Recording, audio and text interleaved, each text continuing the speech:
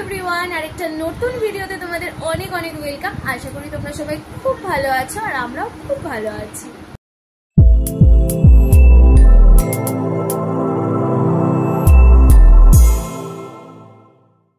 তো ও আজকে বেরোবে মিটিংয়ের জন্য, তো সকালবেলা খেয়ে যাবে উত্তাপাম। উত্তাপাম খেতে তো আমার বর খুব ভালোবাসে আর আমি তো সেটা রোজই খাই, তাই কালকে ব্যাটারটা করে রেখেছিলাম। এখন এই উত্তাপামটা রেডি হয়ে গেছে, এখনও খেয়ে তারপরে বেরাবে। আর আমি সকাল সকাল উঠে আমার জন্য ডিটক্স ওয়াটারটা ভিজিয়ে দিয়েছি, কারণ এটার ওই 30 থেকে 45 মিনিট রেখে তারপরে খেতে হবে। ডিটক্স ওয়াটারের ভিডিও আমি অন্য একদিন তোমাদের সাথে শেয়ার করে দেবো। আর এখানে একটু ফল কেটে নিয়েছি, ও বেরিয়ে যাওয়ার পরে তারপরে এটা আমি খাবো। তো ওকে টাটা করে দিলাম। বাইরে বেরোলে মানে ঘেমে একদম শেষ, বাইরে এত গরম। তো যাই হোক, ও তো বেরিয়ে গেল অফিসে। আর আজকে আমি ভেবেছিলাম, মানে কালকে ভেবে রেখেছিলাম যে আজকে বানাবো হচ্ছে সর্ষে পোস্ত পাবদা। পাবদা মাছ তো প্রচণ্ড ফাটে, তার জন্য মা ভেজে রেখেছে পাবদা মাছটা। আর এখন হঠাৎ পটল দেখে মনে হলো যে একটু পটল বাটা বানাই, কারণ পটল বাটা না খেতে খুব ভালো লাগে। আমি আগে একবার বানিয়েছিলাম, এক দুবার বানিয়েছিলাম ওই বাড়িতে, তো খুব ভালো হয়। তো দুটো রেসিপি আজকে তোমাদের জন্য থাকবে। তো চলো রেসিপিগুলো দেখে নাও, সাথে থাকো, পুরো ভিডিওটার সাথে থাকো। ওকে, তো তার আগে একটুখানি খাওয়া দাওয়া করে নেব।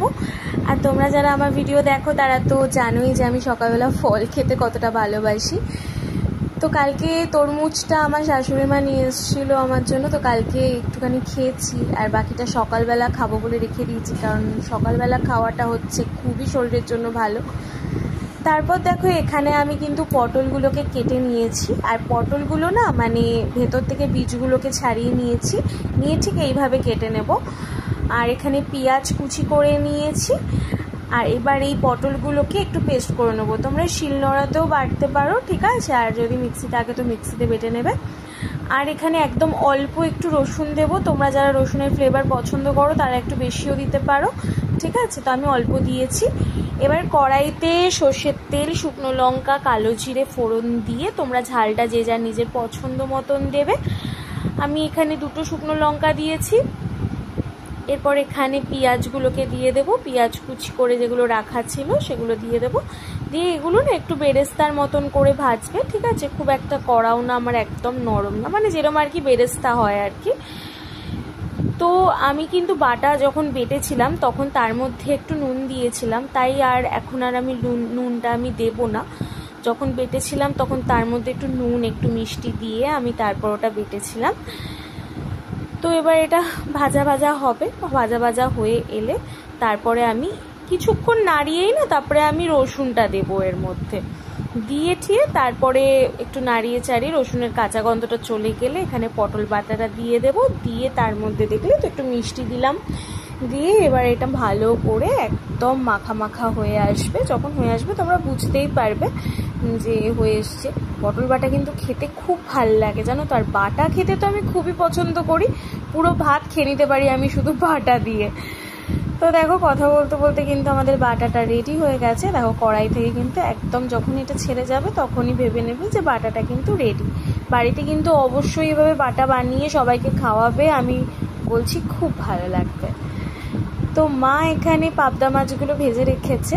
আর এখানে আমি সাদা সর্ষে দিয়েছি, কালো সর্ষে অল্প দিয়েছি, পোস্ত দিয়েছি, কাঁচা লঙ্কা আর একটা রসুনের কোয়া দিয়ে ভালো করে এটা বেটে নিয়েছি।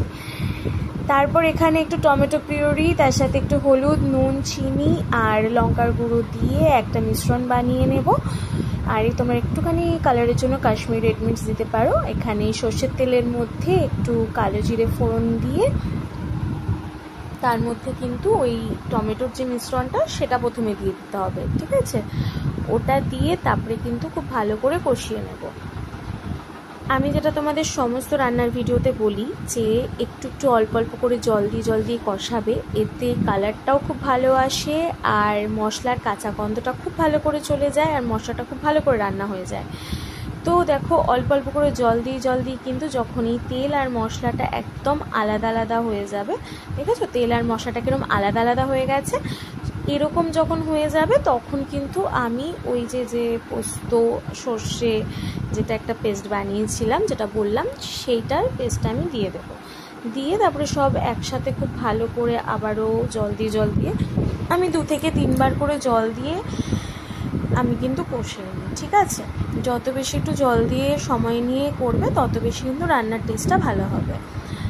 তারপর একটুখানি তেলটা আর মশলাটা ছেড়ে আসলে একটু টক দই মিশিয়ে নেব। টক দইটা ভালো করে ফেটিয়ে তার মধ্যে দিয়ে দেব, ঠিক আছে? দিয়ে খুব ভালো করে আবারও ভালো করে একটু কষিয়ে নেব যতক্ষণ না তেল আর মশলাটা আলাদা হচ্ছে। দেখো কি সুন্দর তেল আর মশলাটা আলাদা হয়েছে, কালারটা কি সুন্দর এসেছে। এখন আমি এর মধ্যে কিন্তু জল দেব, একটু উষ্ণ গরম জল দেবে। এতে যে কোনো রান্নাতে একটু উষ্ণ গরম জল ব্যবহার করলে রান্নার স্বাদটা দ্বিগুণ হয়ে যায়। দিয়ে ভালো করে এবার এটাকে একটু ফুটতে দেব। ভালো করে ফুটে এলে তারপরেই কিন্তু মাছটা দেবে। তো দেখো অনেকক্ষণ ধরে কিন্তু ফুটেছে। ফোটার পরে এবার আমি মাছগুলোকে দিয়ে দিচ্ছি এক এক করে। মাছগুলো দিয়ে আমি কিন্তু কিছুক্ষণের জন্য এটা ঢেকে দেব, কারণ একটু ঢেকে একটু ভাপে রান্না করলে ওই যে সবটাই আর কি আমাদের স্বাদের জন্য করা। তো এবার ভালো করে মাছগুলোকে দিয়ে, তোমরা তো বুঝতেই পারছো যে এটা আর একটুখানি মানে টানবে ঝোলটা, কারণ এগুলো একটু মাখা মাখা হয়, তবে আমি একটু ঝোল রাখবো। তো দেখো কত সুন্দরভাবে কিন্তু মাছটা আমার হয়ে গেছে। এবার আমি গ্যাসটা বন্ধ করে দেবো, বন্ধ করে দিয়ে তারপরে সার্ভ করব। তোমরা অবশ্যই এটা বাড়িতে বানিয়ে খেও। আমি যেভাবে বানিয়েছি সেভাবে যদি বানিয়ে খাও, আমি কথা দিচ্ছি তোমরা আর অন্য কোনোভাবে সর্ষে পোস্ত পাবদা বানিয়ে খাবে না। তো আমার নিজের জন্য আমি ভাত বেড়ে নিয়েছি এখানে, এবার আমি লাঞ্চটা করে নেব। তো ভিডিওটা কেমন লাগলো অবশ্যই কিন্তু কমেন্ট করে জানাতে ভুলো না। আর ভিডিওটা ভালো লাগলে লাইক, কমেন্ট অ্যান্ড সাবস্ক্রাইব করতে কিন্তু ভুলবে না একদম। আবার তোমাদের সাথে একটা নতুন ভিডিওতে দেখা হবে। আজকের জন্য টাটা।